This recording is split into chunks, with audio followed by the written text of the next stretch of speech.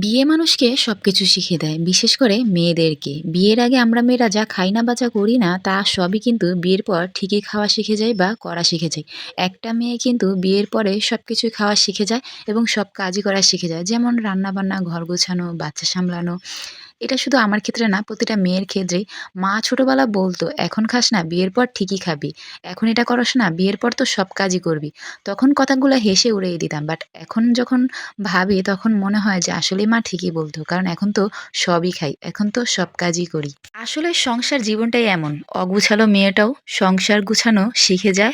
আর যে ছেলেটা একদম বেপরোয়া হয়ে চলতো, সেও কিন্তু একটা সময় দায়িত্ব পালন করা শুরু করে। সংসার, দায়িত্ব সবকিছু মিলে একজন দায়িত্বশীল পুরুষ, দায়িত্বশীল হাসব্যান্ড বা দায়িত্বশীল বাবা হয়ে ওঠে। একটা সংসারে যেমন বউয়ের গুরুত্ব আছে বা ভূমিকা আছে, তেমনি কিন্তু একটা হাসব্যান্ডেরও অনেক গুরুত্ব বা ভূমিকা আছে। যেমন সংসারের পিছনে মা খাটে, তেমনি কিন্তু সংসারের পিছনে বাবাও খাটে। আমরা মেয়েরা শুধু অভিযোগ করি যে আমরা সারারাত দিন ঘরের মধ্যে শুধু রান্নাবান্না করি, ঘর ঝাড়ু দেই, প্লেট বাটি দেই, শুধু কাজ করি। কিন্তু আমাদের সেই কাজের কোনো সম্মান পাই না।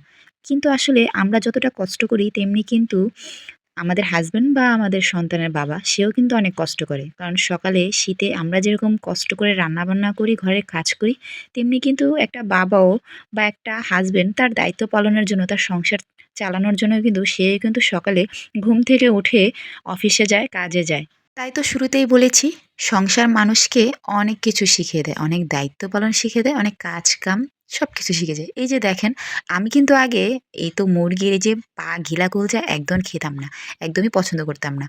মা সবসময় বলতো, "পরে ঠিকই খাবি শ্বশুরবাড়ি গিয়ে।" এখন সেটা মনে করলে অনেক হাসি পায়। সত্যিই আগে পছন্দ করতাম না। বাট এখন কিন্তু পছন্দ করি। এখন খাই। নিজে রান্না করে খাই।